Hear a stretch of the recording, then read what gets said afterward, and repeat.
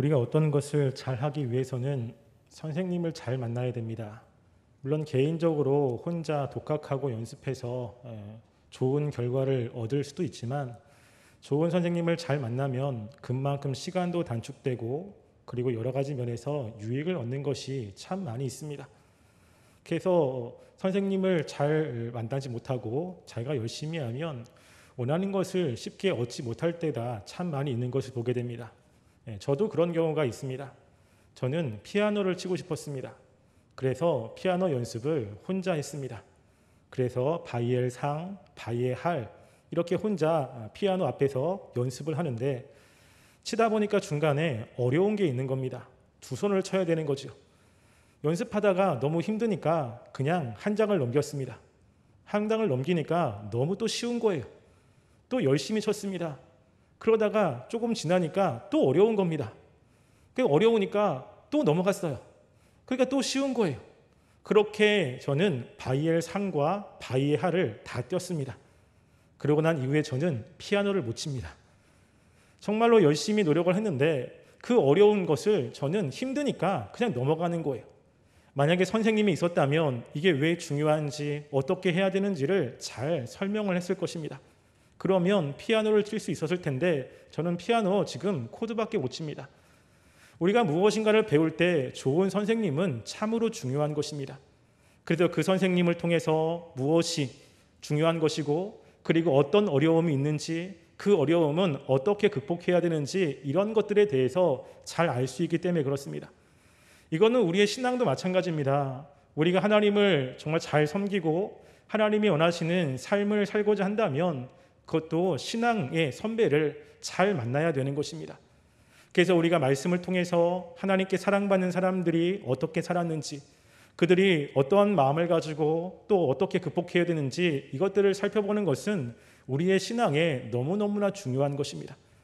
만약에 그것을 무시한 채 내가 원하는 대로 신앙생활을 한다면 우리는 하나님이 원하는 신앙생활이 될 수도 있겠지만 그만큼 시간도 오래 걸리고 위험성도 참 많이 있습니다. 오늘 말씀해 보면 사도 바울이 자신이 신앙생활을 하면서 깨달은 것들을 우리에게 이야기를 합니다. 하나님의 백성들의 모든 목표 중에 하나는 하나님의 영광을 위한 것일 것입니다. 나의 삶을 통해서 하나님을 드러내고 하나님의 기쁨이 되기 원하고 하나님이 원하시는 그런 삶을 살고자 하는 마음이 분명히 있을 것입니다. 그러면 우리가 그렇게 하나님이 원하시는 삶을 산다고 했을 때 그 삶은 구체적으로 아마 하나님의 말씀을 지키는 것으로 아마 가게 되어 있을 것입니다. 이것을 요한복음은 이렇게 이야기합니다. 요한복음 14장 21절에 보면 나의 계명을 지키는 자라야 나를 사랑하는 자니 나를 사랑하는 자는 내 아버지께 사랑을 받을 것이요 나도 그를 사랑하여 그에게 나를 나타내리라 라고 이야기합니다. 하나님이 우리에게 원하는 것, 또 우리가 원하는 것은 하나님을 사랑하는 것입니다. 이 하나님을 사랑하는 것은 그냥 찬양 시간에 기도 시간에 하나님 나 주님 사랑해요 라는 고백으로 되어지는 것이 아니라 하나님이 원하시는 그 계명들을 가지고 지키는 것으로 우리의 삶이 나타나야 되는 것입니다. 그 하나님의 계명은 하나님의 백성이 되기 위해서 지키는 것이 아니라 하나님의 백성으로서 하나님이 원하시는 삶, 하나님이 기뻐하시는 삶을 살기 위해서 그 계명을 가지고 지키는 것이 굉장히 중요하다는 것입니다. 그래서 이 하나님의 계명 안에는 하나님이 무엇을 좋아하고 무엇을 싫어하는지가 명확하게 드러나 있습니다. 이것을 사도 바울이 오늘 본문 안에서도 이야기를 합니다. 오늘 본문 15절 보시면 이렇게 사도 바울이 이야기를 하고 있습니다. 15절 보시면 내가 행하는 것을 내가 알지 못하노니 곧 내가 원하는 것을 행하지 아니하고 도리어 미워하는 것을 행함이라. 만일 내가 원하지 아니하는 것을 행하면 내가 이로써 율법이 선한 것을 시인하노라 라고 이야기합니다. 지금 사도 바울은 삶을 통해서 율법이 굉장히 선함을 시인합니다. 그 율법은 우리가 죄로 나가게끔 하는 것이 아니라 율법 자체는 굉장히 선한 것입니다. 우리에게 도움이 되는 것이죠. 왜냐하면 그 율법 안에는 하나님이 무엇을 좋아하고 무엇을 싫어하는지가 명확하게 담겨져 있습니다. 우리가 어떤 공동체 안에서 규칙을 세울 때는 그 규칙을 세우는 사람들이 가지고 있는 가치관과 중요하게 여기는 것들을 그 규칙 안에 집어넣게 되어 있습니다. 저 같은 경우는 만약에 제가 있는 청년부에 어떤 규칙을 만든다라고 했을 때 저는 가장 먼저 집어넣는 것은 시간 약속일 것입니다. 왜냐하면 저는 시간에 되게 민감합니다. 제 시간에 오지 않거나 그러면 저는 조금 힘든 그런 것이 있기 때문에 제일 먼저 시간관념을 놓고 그 다음에 하나씩 이야기할 겁니다. 하나님도 그렇습니다.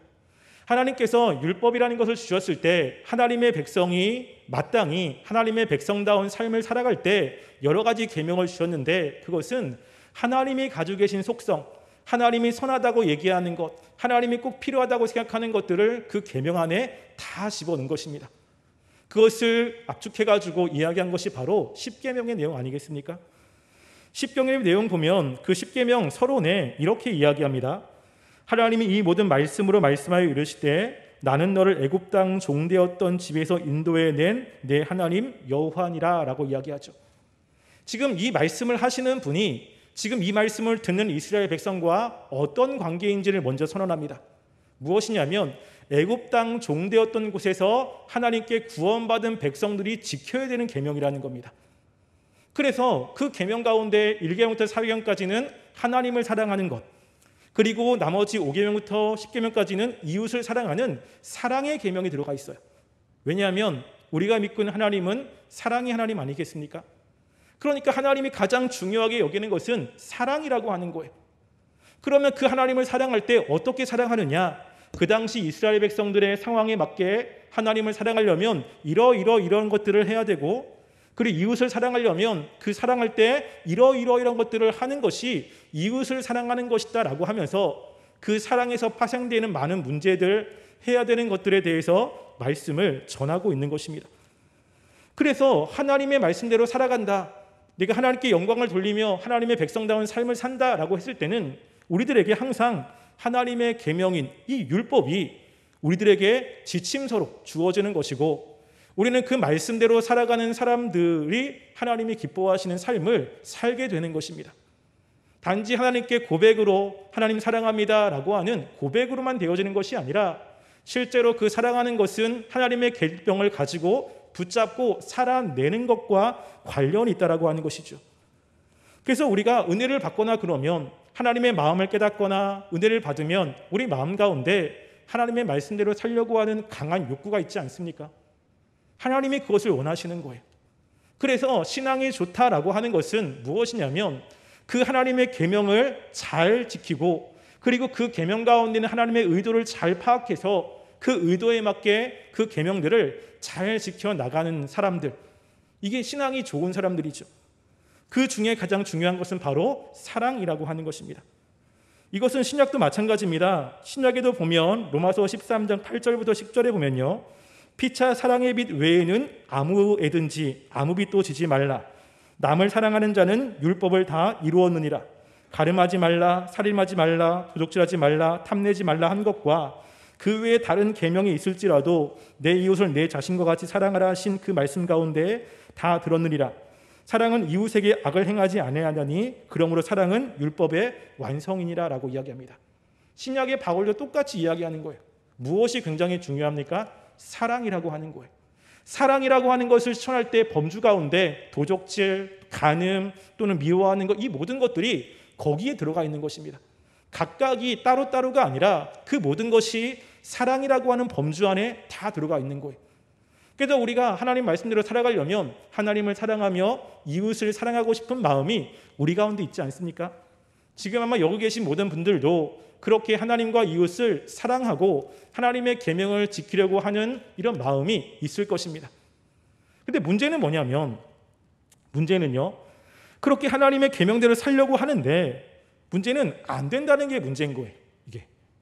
그래서 지금 사도 바울도 보면요, 18절과 19절 말씀에 이렇게 이야기합니다.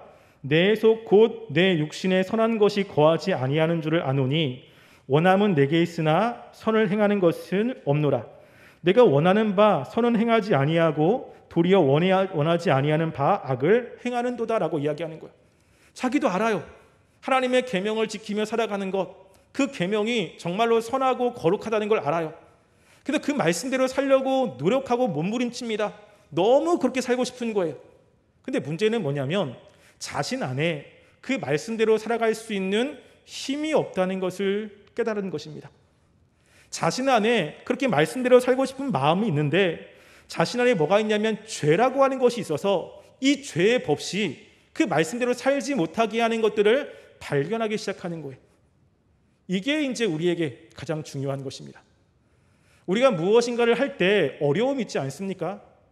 근데 중요한 것은 그 어려움을 어떻게 극복하느냐라고 하는 것입니다. 저는 찬양하는 거 이런 것들을 그렇게 좋아하진 않았습니다. 근데 결혼하고 나서 저희 집사람이 찬양을 너무 좋아해요.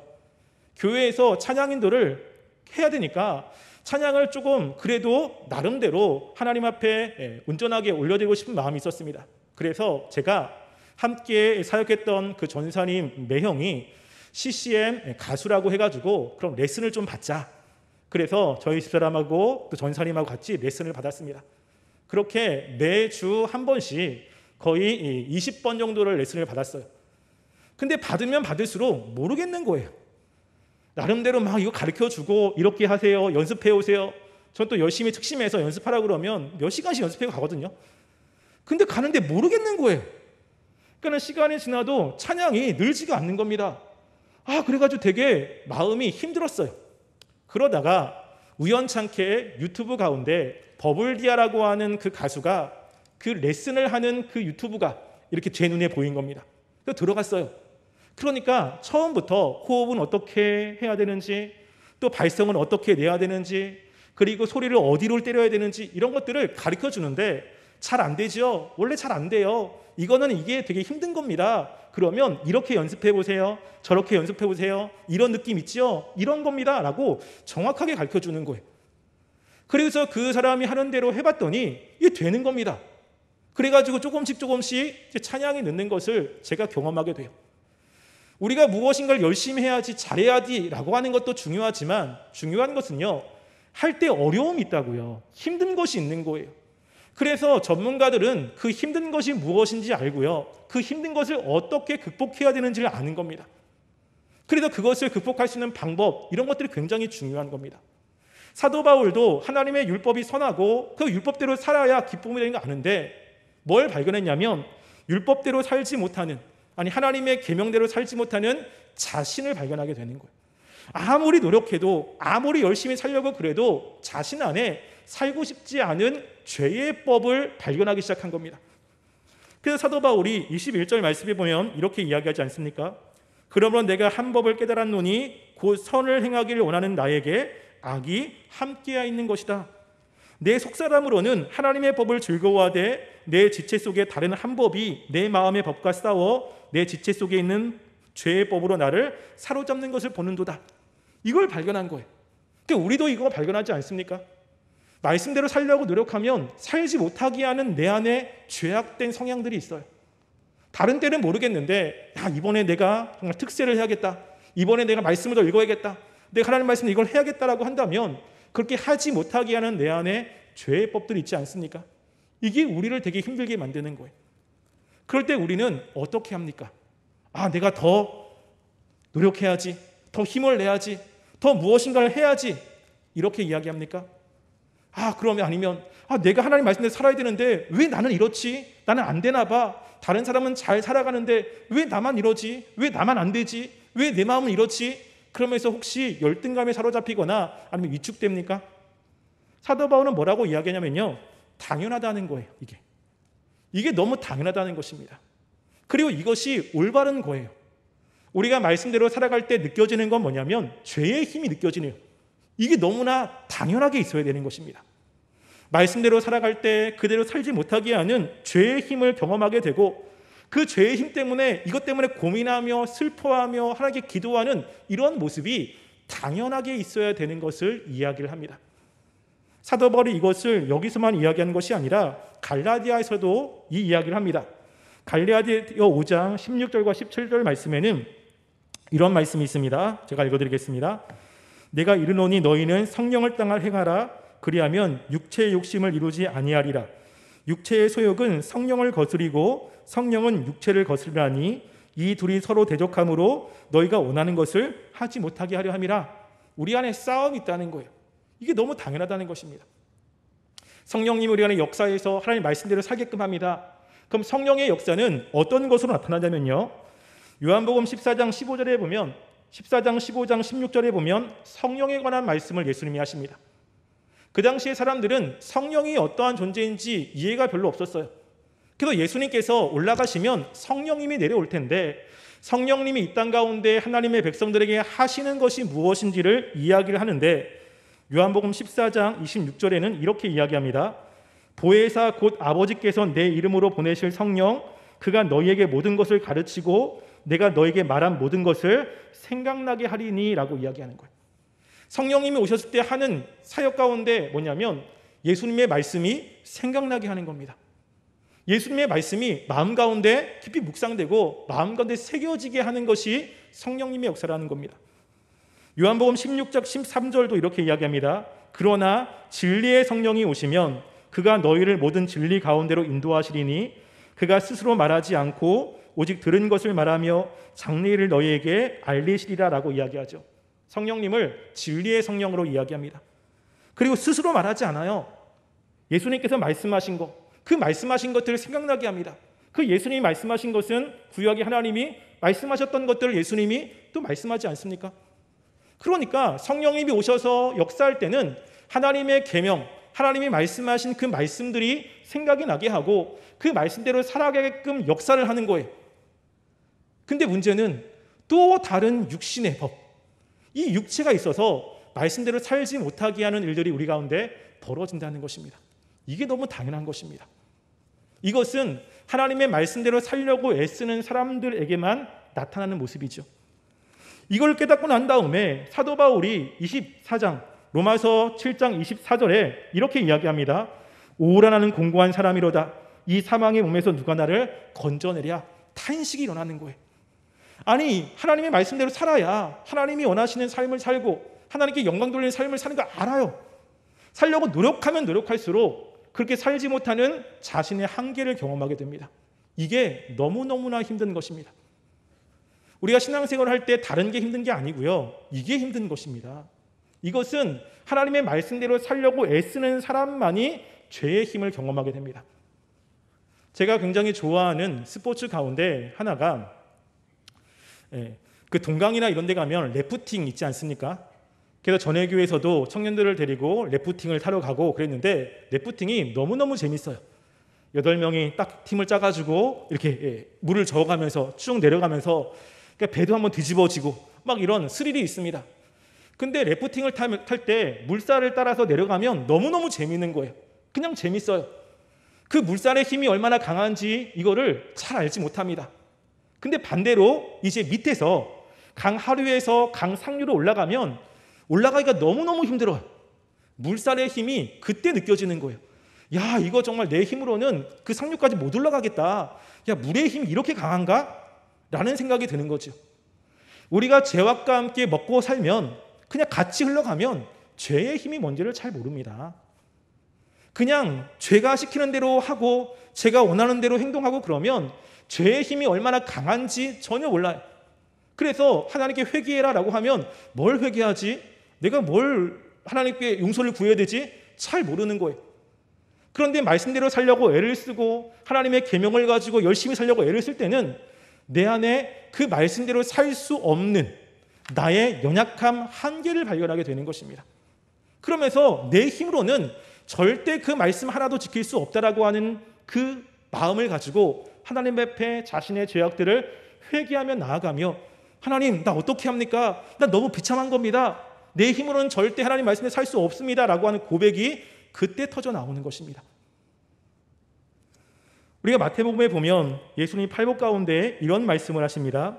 마태복음 5장 3절 4절에 보면 심령이 가난한 자는 복이 있나니 천국이 그들의 것이며 애통하는 자는 복이 있나니 그들이 위로를 받을 것이며 라고 이야기하죠. 어떤 사람이 심령이 가난합니까? 어떤 사람이 애통합니까? 말씀대로 살려고 하는데 자신의 한계를 느끼는 거예요. 아무리 결단하고 애를 쓰고 그래도 자신의 힘으로 그 하나님의 말씀 하나를 제대로 지킬 수 없는 자신의 무능력함을 발견합니다. 심령이 가난해질 수밖에 없는 거예요. 그리고 그 죄악 때문에 애통할 수밖에 없는 것입니다. 이것이 하나님의 백성들에게 있어서 중요한 모습이라는 겁니다. 우리 말씀대로 살아갈 때 실패하는 거 우리는 늘 있어요. 실패할 수밖에 없습니다. 제대로 살려면 정말 늘 실패를 맛보게 되고 그것 때문에 힘들게 되고 그것 때문에 애통할 수밖에 없는 것이 우리의 존재 자체입니다. 그래서 그렇게 사는 사람들은 늘 이야기하죠. 말씀대로 사는 거 너무 힘들어요. 신앙생활 너무 힘들어요. 하나님 말씀 하나 지키는 건 너무너무 괴로워요. 그게 당연한 겁니다. 그게 잘 사는 거예요. 신앙생활 하는 거 쉽습니다. 그냥 예배드리는 거 쉽습니다. 정말 그렇습니까? 정말 하나님이 원하시는 대로 그렇게 살아가는 것이 그렇게 쉽습니까? 죄의 힘을 경험하지 못하기 때문에 그렇습니다. 그래서 늘 자신의 한계를 경험하며 탄식하며 살아가는 삶이 그리스도인의 삶의 중요한 모습이라는 것입니다. 그런데 또 하나 우리에게 여기서 그러면 우리는 좌절할 수밖에 없는데 지금 사도 바울은 갑자기 25절에 로마서 7장 25절에 보면 이렇게 이야기합니다. 우리 주 예수 그리스도로 말미암아 하나님께 감사하리로다. 갑자기 감사를 이야기해요. 분명히 그 앞에는 오후라 공고한 사람이로다. 이 사망의 몸에서 누가 나를 건져내랴.